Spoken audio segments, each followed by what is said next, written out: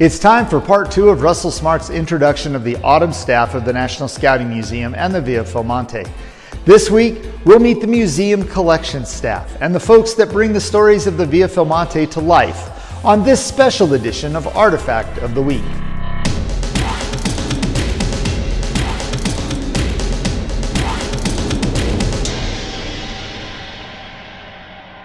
I'm Russell Smart. It's my honor to serve as a member of the Philmont Ranch Committee and as chairman of the National Scouting Museum Task Force, which is a part of the Philmont Ranch Committee. Today, we're not actually going to look at an artifact, but we are going to meet our most important assets, and those are the folks who are the staff of the National Scouting Museum. I hope that you'll join us for a few minutes as we meet each of those folks who make the National Scouting Museum what a great asset it is for the Boy Scouts of America. All right, now we're in a special place. We're in the back room, the archive area of the National Scouting Museum, and that's appropriate because we're meeting Chris Elliott. Chris is our curator of collections for the National Scouting Museum. Hi, Chris. Hello. Tell us a little bit about yourself. I was born and raised in Midland, Texas, where I was a Boy Scout. I did some time in college, then decided to join the Army. I served 4 years active duty and 4 in the Guard. After college, I went to Baylor University for museum studies and worked for the U.S. Army at their museums, and then also at National Archives, and then now I'm here. What brought you here? This is actually kind of a long time coming. I've applied it for a job at the National Scouting Museum 5 times, starting in Irving, and then when it moved here, I applied here. So this is the second time at Philmont Scout Ranch to apply for the job, and 3 times when it was at Irving. And finally have a job here now. Nice. Well, as you know, when we moved the museum from Dallas to here in 2018, part of the collection came here, part of it went to the Summit at West Virginia because we weren't sure we had room for it all. So the great thing, you brought us great luck, Chris, for sure, because now we have a beautiful new set of archive storage shelves to do this on. So you've been spending a lot of time back here, right? Yeah.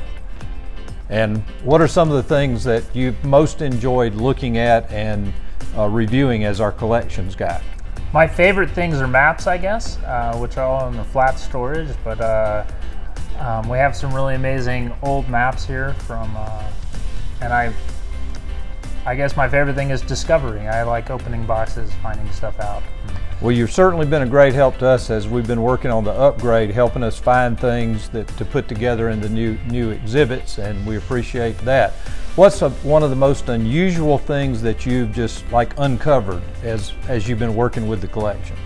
I don't know what the most unusual thing that I've uncovered working with the collection. I've had some stuff come in that I found unusual. I had a flag come in from a World Jamboree in Australia where it's a globe with, I think it's the Panther Patrol, and the Panther starts in the United States and it has paw prints all the way down to Australia. Oh, nice. Where it ends. How many items would you estimate that we have in our collection at the National Scouting Museum? I really have no clue. I'd have to go to the database. I'd say over 40,000, but less than 50,000. Nice. Well, thank you, Chris. Chris Elliott, our curator of collections for the National Scouting Museum. Nadine Richardson. Nadine is with us as an interim this fall, working in the archives, and we're filming this one in a room that almost nobody gets to go to except Nadine and other special people. So Nadine, it's good to have you with us, and tell me a little bit about yourself. Well, I'm out here for the fall season. I love hiking, so I love being in New Mexico, and art history is what I got my degree in, so being in the archives is a perfect spot.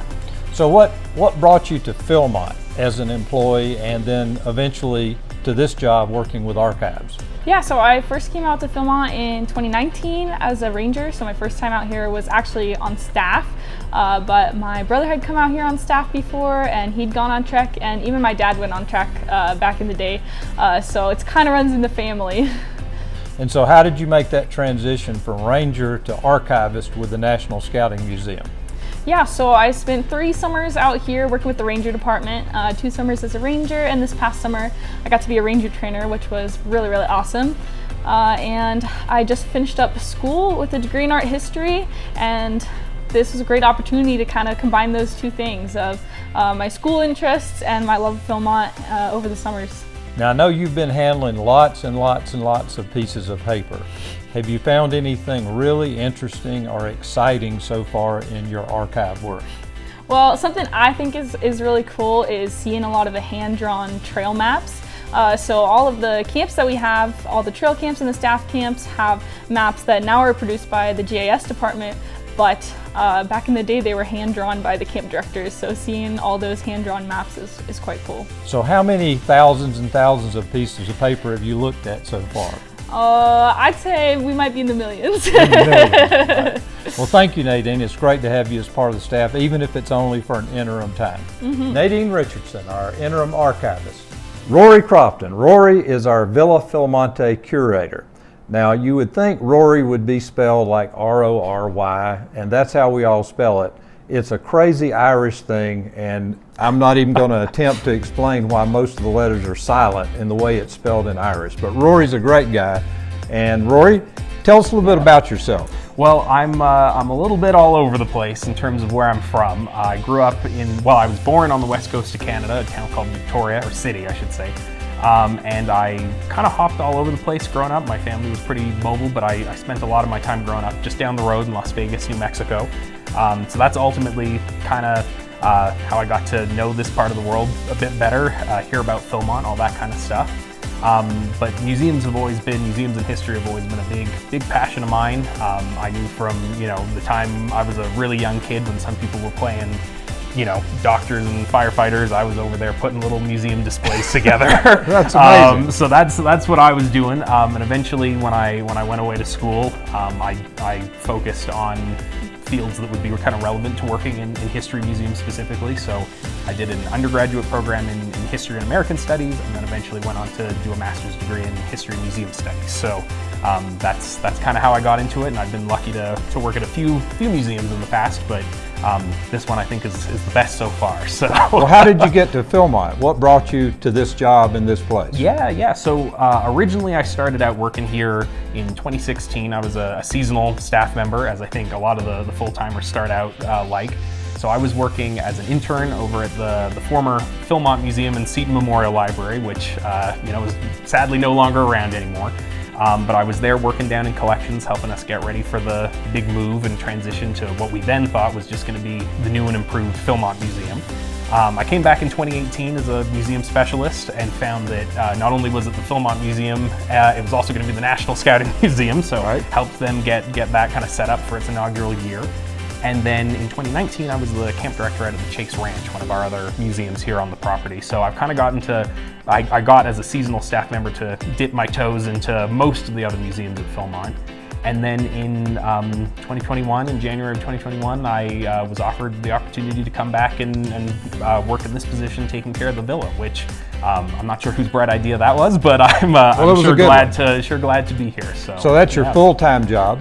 And it's a great one, I know, and I've not had the opportunity to have a tour by you, but I have heard that you do a great one. Well, thank you. So what's maybe the most interesting part about doing your tours at the villa, or maybe an interesting experience you've had on one of those tours? Yeah, sure. Tell us about that. Well, we got to get you through on a tour, first of all. You just let me know anytime, I'll get you in. But in terms of like the best part or favorite part of the job here, I mean, as cliche as it might sound, I just really love being able to bring people through here and talk to them and share even just a little bit of the history of the family that lived here, the building that they built, and of course this incredible property that they put together. It means so much to so many people, and whilst I myself was not fortunate enough to be involved in scouting growing up, I feel very fortunate that I got involved later in life, and so to see the impact that this place is having on people and being able to add to that experience in my own way by sharing some of the history of how this life-changing experience came to be, I think that's what makes doing all of this worth it for sure. Yeah. Well, you don't sound excited about it at all, Rory. What? No, you're a great guy, and Well, we thank thank you. for the enthusiasm and energy that you bring to this job as the Villa Philmonte curator. And that's Rory Crofton. Our next member of the National Scouting Museum staff is Villa tour guide Daniel Orca. Daniel, how you doing? I'm doing good today. How are you? Great. Well, tell us a little bit about yourself. Well, I'm Daniel, as you said before. I was born in Oklahoma City. Both my parents were in the military, however, so I kind of moved around all over the place. So currently I live in Ohio. So what brought you to this point in time where you're a Villa tour guide at Philmonte? I'd always heard great stories about Philmonte from my dad and my brother, who had both done treks out here when they were youths. And when I was finally eligible, I really wanted to work out here just because I had many great experiences with the place, and I wanted to be able to have other people have those same sort of experiences that I did. And what jobs have you had at Philmonte? So my first job last summer, I worked out at the Chase Ranch as a tour guide out there. And then this summer, I came back and decided to work as a clerk out at the National Scouting Museum. And this autumn, I decided to join the Villa team, and I'm on the Villa tour guide. So in the off season, we still have guests. They're just not all scouts, right? Yes, so we have a lot more public people especially, and then some people in town, school groups like that stop by, so it's kind of an interesting variety rather than the summer when it's mainly Boy Scouts. So far, what's been the most interesting part of, or the most interesting experience you've had as a Villa tour guide here at the Villa Philmonte? Definitely has been nice having people who haven't been to the house in quite some years. So we've had some people who haven't been to the house since around the 90s or so. And with the additional information we've slowly learned or figured out what things were wrong, it's been interesting to teach people newer information, and they're excited to see the house again due to this. Well, thank you for being part of our staff at the National Scouting Museum. And that's Daniel Orca, our Villa tour guide. We're outside in the lawn or courtyard of the Villa Philmonte talking to Christian Milioni. Christian is our gardener, takes care of all of our grounds. Christian, tell us a little bit about yourself. So I was born in Chinatown. That was fine. It was very interesting being around a bunch of people that didn't speak English. I moved out to the country. I have a small farm in Virginia. I really liked that, helping my grandfather with all those sorts of things. And then I sort of got into botany, although my parents are both chefs. So food is sort of related to growing things, so that's how I sort of got into doing that. So what brought you to Philmonte to be our gardener and taking care of all of our beautiful grounds? Well, actually, my mother went to high school with Jill, Dave's wife, so that's how I know them. I did not know this place existed before she came to visit, and then I was sort of looking for work because I was doing food service. I wanted to get out of that, and I wanted to do gardening instead. And the opportunity just sort of fell into my lap. Now, how many years have you been here at Philmonte? So I was here in the fall of 2020 until now, excluding the winters. Fantastic. So I guess about 2. Well, you do a great job of taking care of our grounds.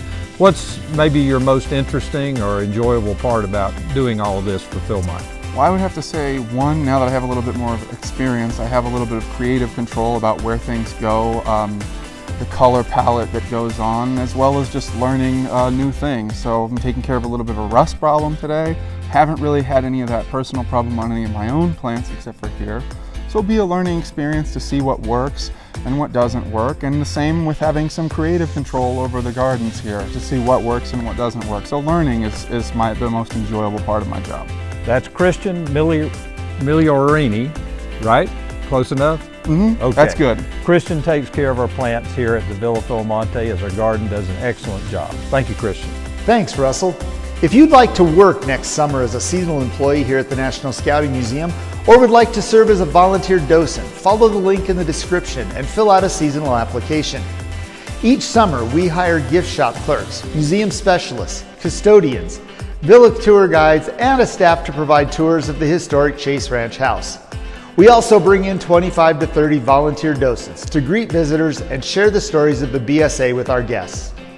Docents serve for 7 or 15-day sessions from mid-May until the end of August. If you have any questions about working or volunteering here at the National Scouting Museum, feel free to send us an email and we'll get back to you as quickly as possible. Well, that's all the time we have for this week. Join us next time as we continue to learn more about the history of the BSA through the collections of the National Scouting Museum and Artifact of the Week.